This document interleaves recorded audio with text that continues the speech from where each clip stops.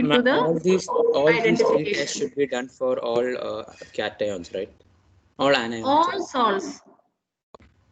You will be given around 8 or 9 salts in this academic year. So every time when you are given a salt, you have to perform certain set of experiments which is given in the scheme of analysis.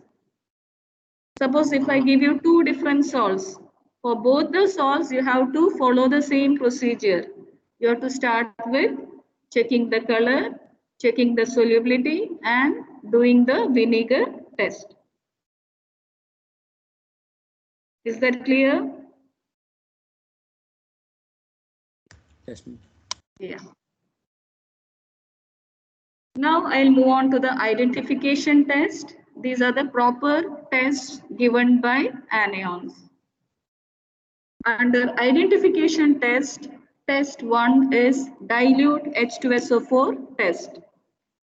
You are taking a small amount of the salt in a test tube. You are dissolving it in water.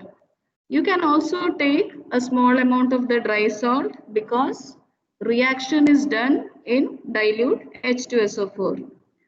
So in dilute H2SO4 test, you are taking a small amount of your salt and you are adding dilute H2SO4 to it. If you see brisk effervescence with the evolution of a colorless, odorless gas that can turn lime water milky, that indicates the presence of carbonate. The brisk effervescence produced is due to the liberation of carbon dioxide. Can anyone give me the formula for lime water? What is lime water? CaCO3. Ca CaOH twice. CaOH twice. CaOH twice. What is the color of lime water? Ma'am, colorless. Colorless, very good. Lime water is calcium hydroxide solution, CaOH twice. When you are passing carbon dioxide through lime water, you get calcium carbonate. So the milky color is due to the formation of calcium carbonate. You will get calcium carbonate and water. So in the identification test, the brisk effervescence is produced by carbon dioxide and the milky color is produced by calcium carbonate. You can please note it down. These are the questions you can expect in the assessment. So the passing of the CO2 will make the carbonate ion, right? Because in the Yes, starting, yeah, any salt containing carbonate will react with dilute sulfuric acid to produce carbon dioxide gas. In grade 10, you have learnt about sodium carbonate and sodium bicarbonate, washing soda and baking soda. Sodium carbonate and sodium bicarbonate reacts with acid to produce carbon dioxide gas. So the same reaction is performed here. You are given a salt containing carbonate. To the salt, if you add an acid, the acid added can be dilute HCl or dilute H2SO4. Here in the lab, we will be performing the experiment using dilute H2SO4. You will get carbon dioxide gas which is evolved as brisk effervescence. And when you pass when you pass the gas through lime water, it will turn milky due to the formation of calcium carbonate. Now, when you perform the same reaction, instead of brisk effervescence, if you get the smell of rotten eggs, smell of rotten eggs is produced by a gas with the formula H2S. H2S is hydrogen sulfide. So if your salt has sulfide as anion, it will react with dilute H2SO4 to give out hydrogen sulfide gas. That is a gas with smell of rotten eggs. While performing dilute H2SO4 test, if you are not getting a brisk effervescence or a smell of rotten eggs, you can go with the third option, no characteristic reaction, absence of carbonate and sulfide.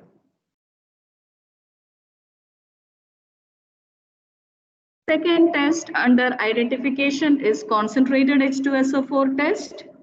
Using concentrated H2SO4, you can identify 5 different anions. The anions identified using concentrated H2SO4 are chloride, bromide, you have iodide, acetate, and nitrate. These are the 5 anions which can be detected using concentrated H2SO4. You can identify chloride, bromide, iodide. These are the 3 halogens. Then you can identify nitrate and acetate. You are taking a small amount of dry salt. This time you have to take dry salt because the reaction is done with concentrated sulfuric acid. Take a little amount of the salt in a dry test tube. To that, you add concentrated sulfuric acid. If you see a colorless gas with pungent smell, you are not supposed to smell it. It is a colorless gas with pungent smell is evolved, which turns into dense white fumes when a glass rod dipped in ammonium hydroxide is shown to the mouth of the test tube. If you see a reaction inside the test tube with the evolution of a colorless irritating gas, which is turning into dense white when a glass rod dipped in ammonium hydroxide is shown to the mouth of the test tube, then you are identifying your anion as chloride. The colorless pungent smelling gas which you see when H2SO4 is added to your salt is hydrogen. Sorry. The gas which you see in the beginning having an irritating smell is hydrogen chloride gas. Ma'am, why in each test it's written if there is no reaction in cold? Like, is there any? Yeah, I'll explain it. Okay, so in the beginning, the gas which you observe, a colorless gas with a pungent smell is HCl. Then the gas turns into dense white. The dense white fumes are produced by ammonium chloride. Please note down. The gas which you see in the beginning is hydrogen chloride gas. Hydrogen chloride gas reacts with ammonium hydroxide. You are introducing a glass rod dipped in ammonium hydroxide near the mouth of the test tube. So ammonium hydroxide reacts with the HCl gas to form ammonium chloride gas and water. So the dense white gas which you see in the test tube is produced by ammonium chloride, and the colorless pungent smelling gas evolved when salt is added to concentrated H2SO4 is HCl gas. Now, instead of getting a colorless pungent smelling gas, if you observe dense orange brown gas with irritating smell, that indicates the presence of bromide. Bromide is Br minus. You can see orange brown gas when you add concentrated H2SO4 to the salt if your salt has bromide as anion. Under concentrated H2SO4 test, if you find a violet vapor instead of a colorless pungent smelling gas and an orange brown gas. If you find violet vapors, that indicates the presence of iodide. Now, as Naman was indicating about if there is no reaction in cold. Now, the first three anions, chloride, bromide, and iodide. These are the three ions which you can detect as soon as you add concentrated H2SO4 to your salt. So these three reactions are obtained before heating the test tube. So if there is no reaction in cold, that means if you are not getting test for chloride, bromide and iodide, then only you need to heat the test tube. Reaction D and E are given only when you heat the test tube containing the salt and concentrated H2SO4.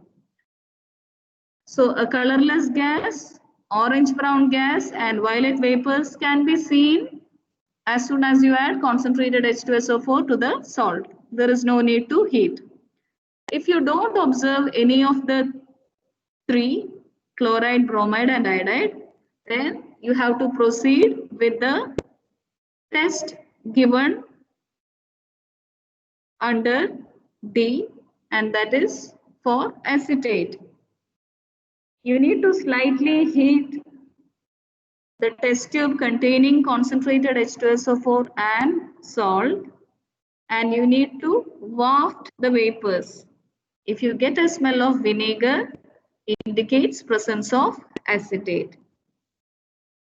Now, in the same test tube, on heating, if you see a light brown gas, you have to add a small paper ball in the test tube so that the light brown gas becomes dense brown gas.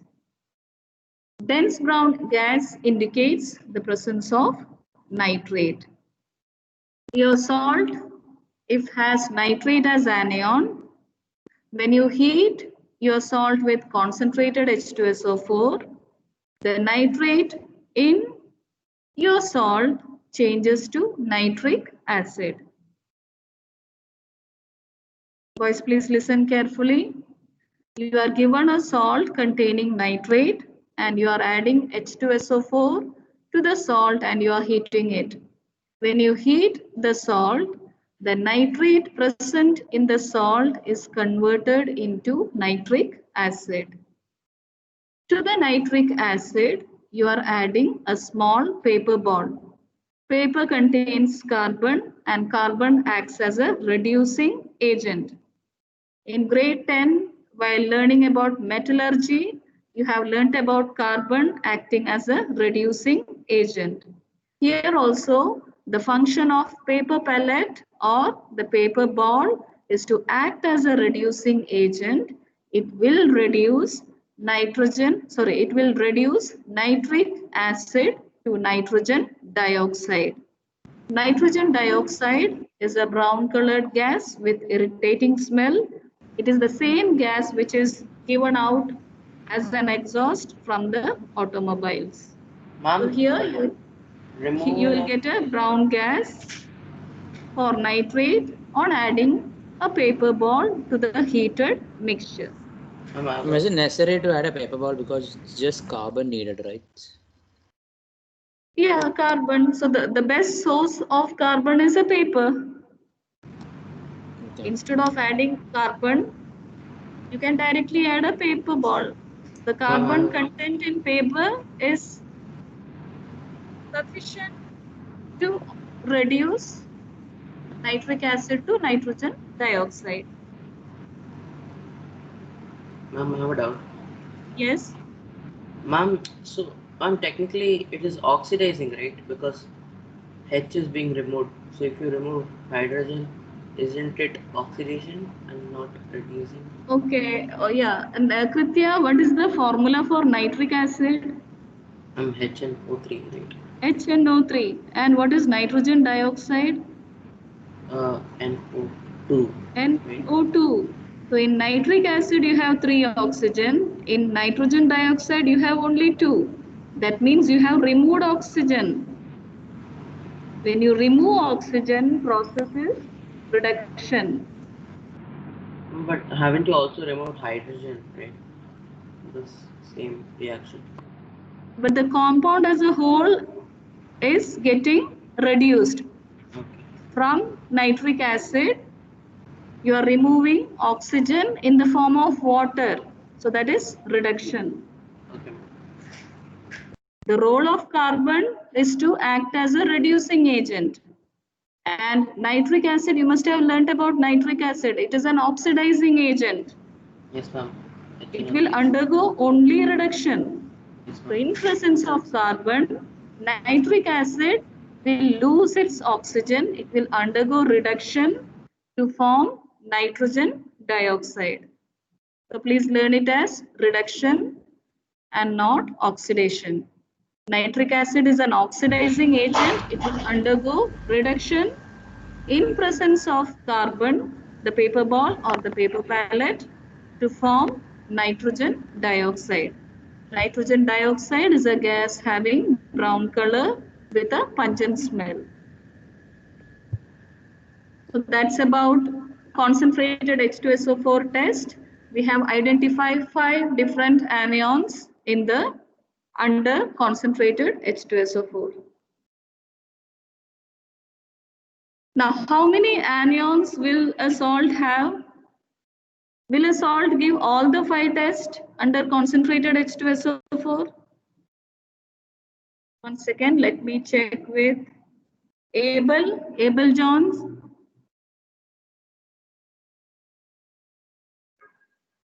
Abel, please unmute.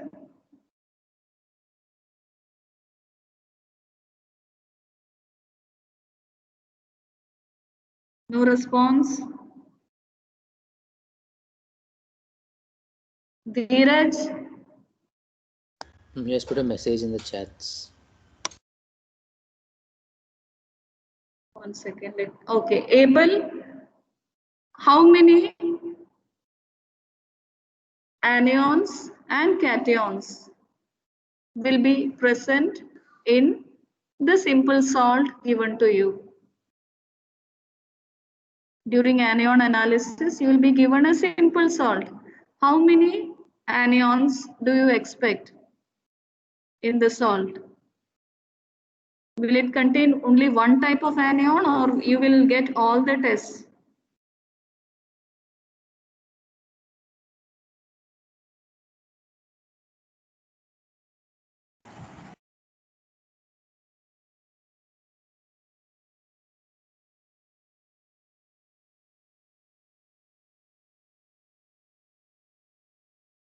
Alexander, if you are given a simple salt, how many different types of anions do you expect? Ma'am, we'll only get one anion and one cation, ma'am.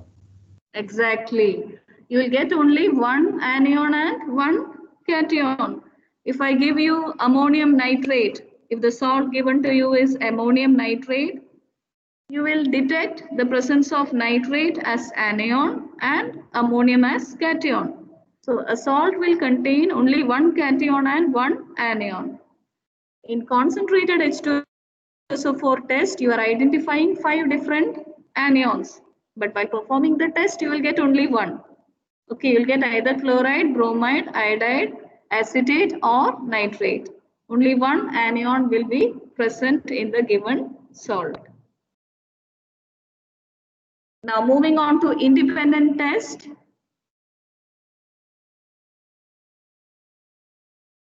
Okay, I think I have missed test for sulfate.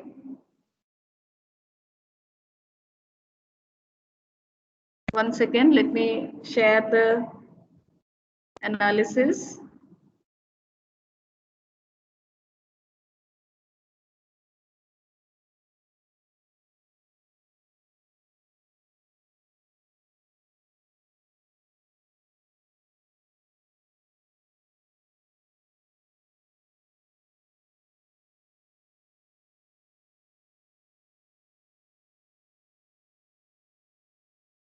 I missed the test for sulfate and test for phosphate.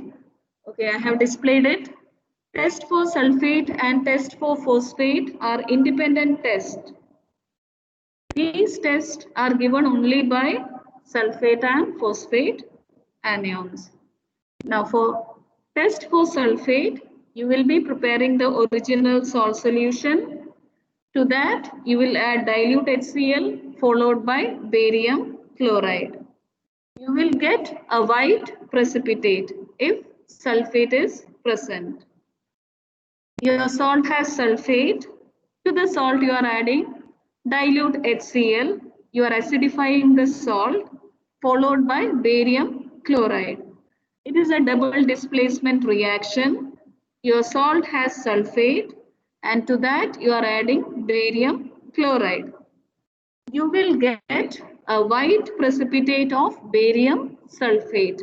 So the sulfate from your salt and barium from barium chloride will form the white precipitate of barium sulfate. Test for phosphate, you are taking the salt solution and you are boiling it with concentrated HNO3. You are removing the excess oxygen from the reaction mixture and you will be adding ammonium molybdate. If you find a yellow coloration in the test tube, that indicates the presence of phosphate. So out of all the anion analysis, the only anion which gives you a yellow coloration or yellow precipitate is phosphate. So test for sulfate and test for phosphate are independent tests. You will get only one anion. You can detect only one anion using these two tests. Coming to the confirmatory test for anions. So we started with preliminary. Under preliminary, we have done 3 tests.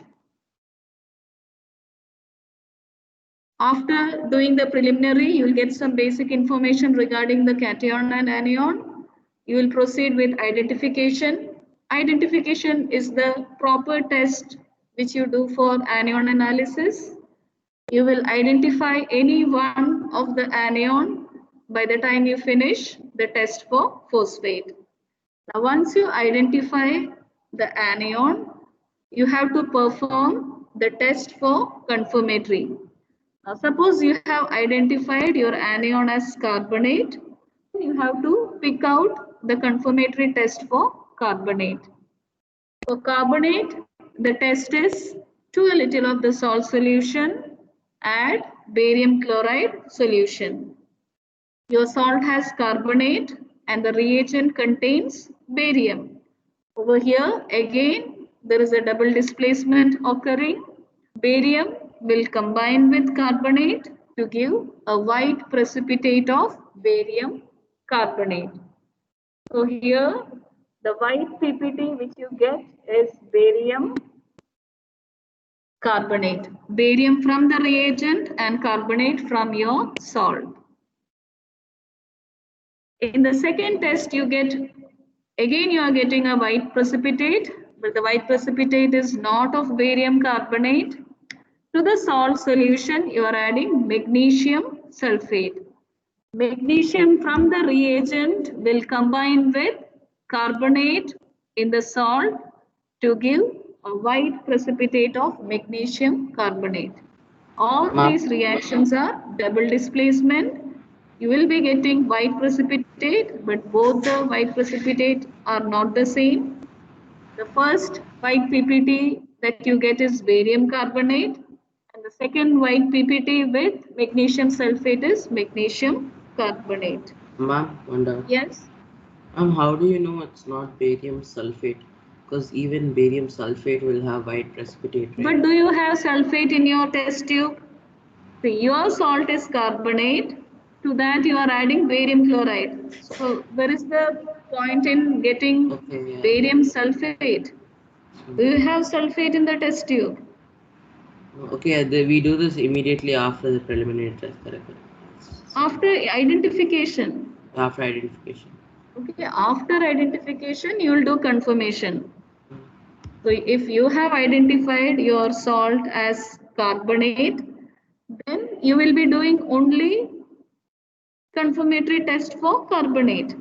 Yeah. Okay. Now, suppose you have detected chloride in your salt. You got a colorless pungent smelling gas giving more dense white fumes when a glass rod dipped in ammonium hydroxide is shown to the mouth of the test tube. If you have identified your salt as chloride, you will be performing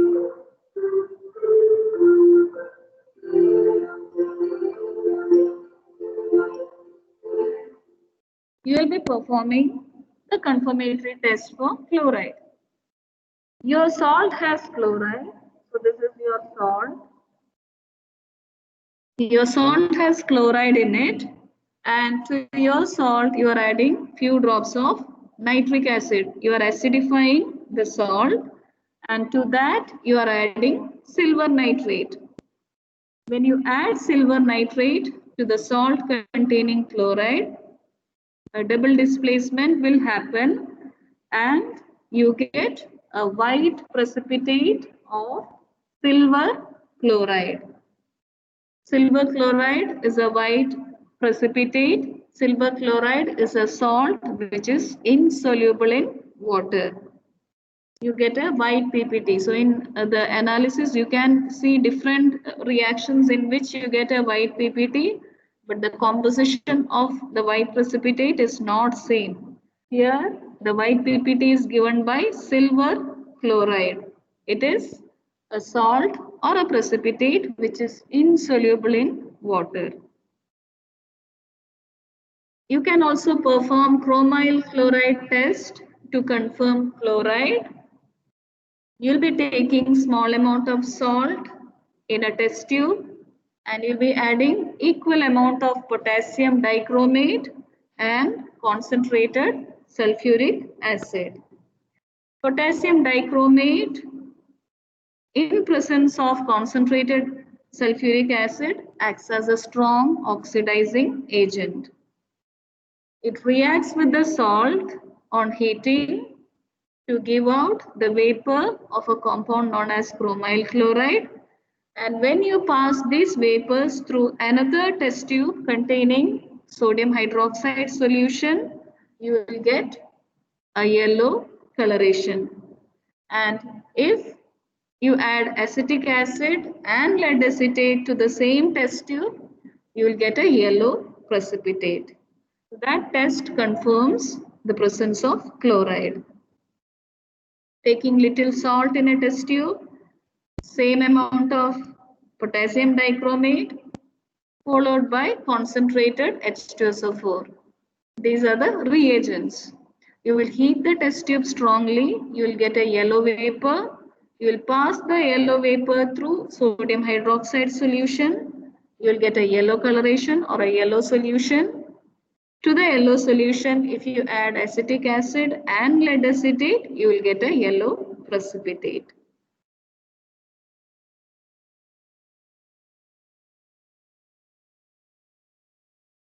Test for acetate.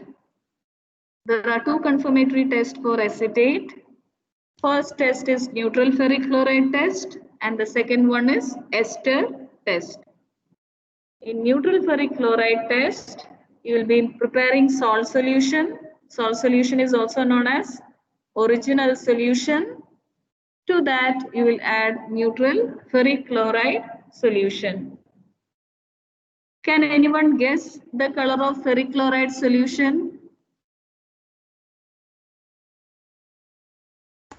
The solution is ferric. Brown or green? Any one color, either brown or green. Green is for nickel, right? It's brown. Brown.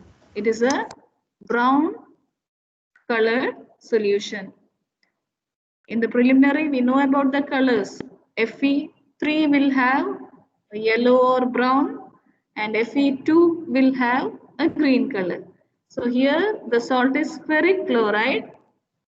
The perchloride solution will be brown in color. If the solution is very dilute, then that will be yellow.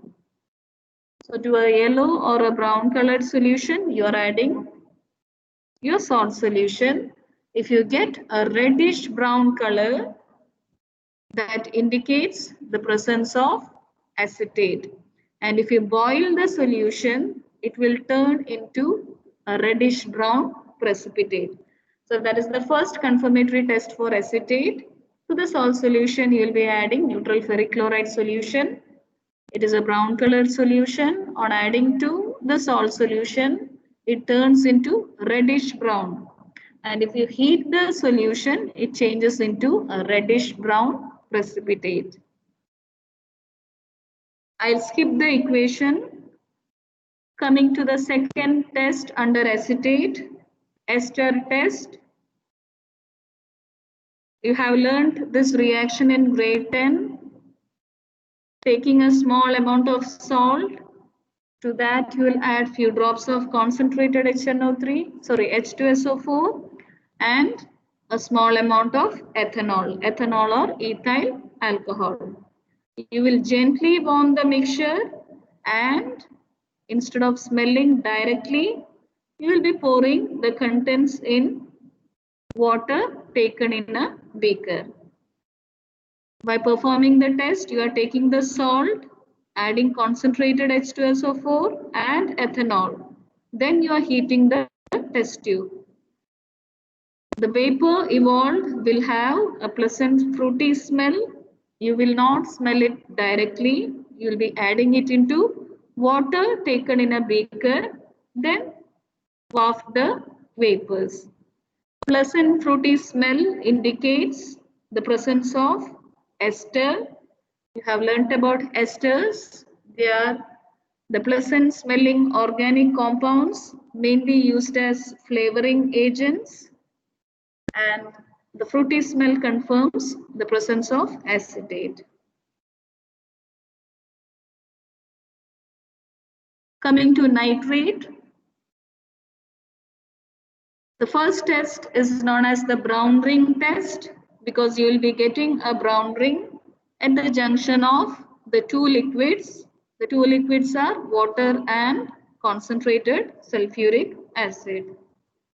You'll be taking a small amount of the salt, dissolving it in water. You'll make an original solution. In another test tube, you will take ferrous sulfate salt, dissolve it in water and make a saturated solution.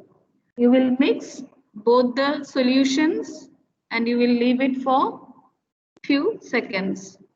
Then from the sides of the test tube, you will add 1 or 2 drops of concentrated H2SO4.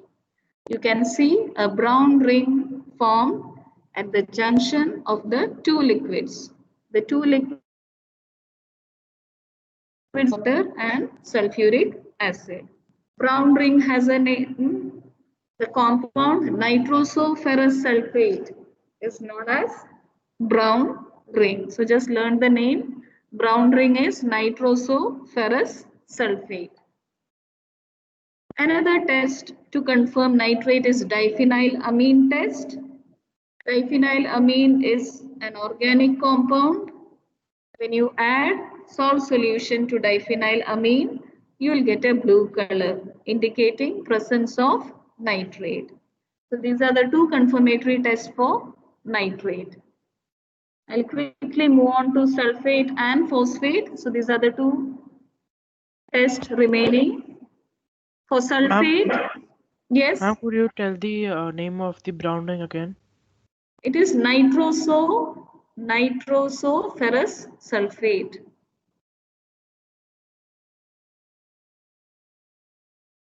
Okay. Now coming to the last part. To confirm sulfate, you have to add acetic acid and lead acetate solution to the original solution. To the salt solution, you are adding lead acetate and acetic acid followed by lead acetate. You will get a white PPT. Your salt has sulfate and the reagent has lead. The white precipitate formed is lead sulfate. Your salt is having sulfate in it and the reagent used is acetic acid and lead acetate. So here the white PPT formed is given by lead sulfate. To the white precipitate, if you add excess of ammonium acetate, precipitate will dissolve. So those are the two confirmatory tests for sulfate. Now coming to phosphate, the last one. Your salt has phosphate. You're dissolving the salt in water. To the salt, you are adding few drops of ammonium hydroxide to make the medium basic in nature. To the salt, you will be adding calcium chloride. Calcium in calcium chloride will combine with phosphate in your salt to give a white precipitate of calcium phosphate. Calcium phosphate is Ca3PO4 twice. Your salt has phosphate and the reagent has calcium in it. Double displacement will occur and you will get a white precipitate of calcium phosphate. To the above precipitate, you will add dilute HCl. The precipitate will dissolve. So when you are adding dilute HCl, you will get back calcium chloride. That is why the precipitate dissolves. So that's about anion analysis. Hope everything is clear to you.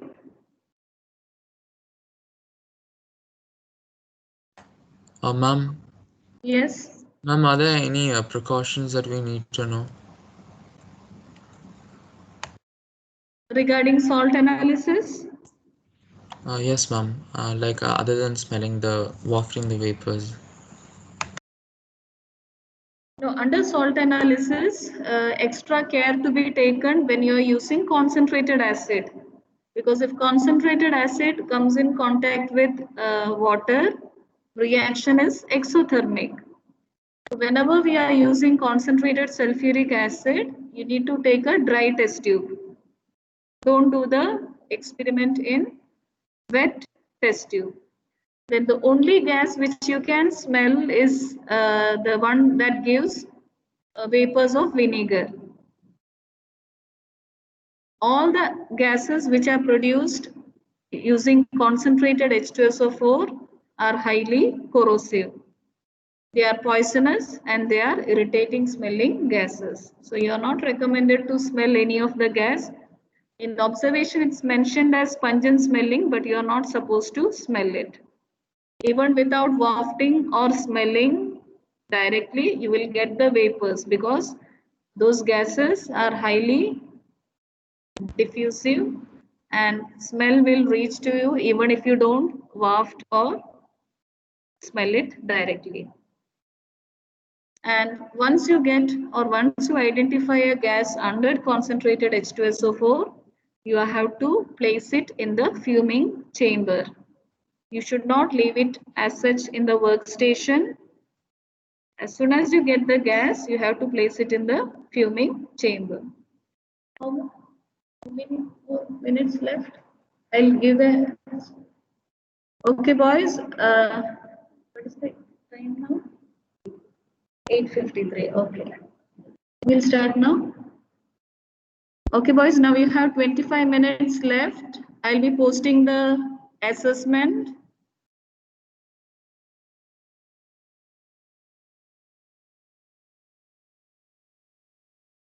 I'll do it. There. Okay, completed. Okay. Okay. So boys, give me a minute. I'll be posting the assessment. You can go through the scheme of analysis. One more final revision can be done. By that time, I'll be posting the assessment. If you have any doubts, you can please clear. Myself and Fazira ma'am, we both are online.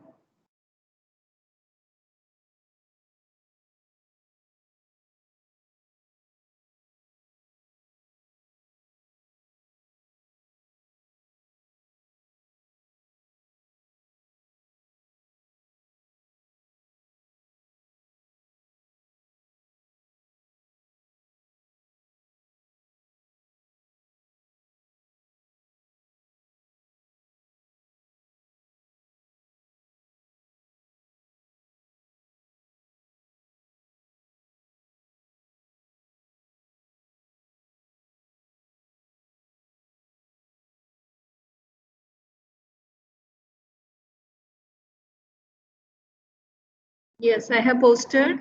I have posted the assessment in chat. You can start the assessment. If you're finding any difficulty in opening, please let me know. And submission is very important. 20 marks will be carried on to your PT2 practicals.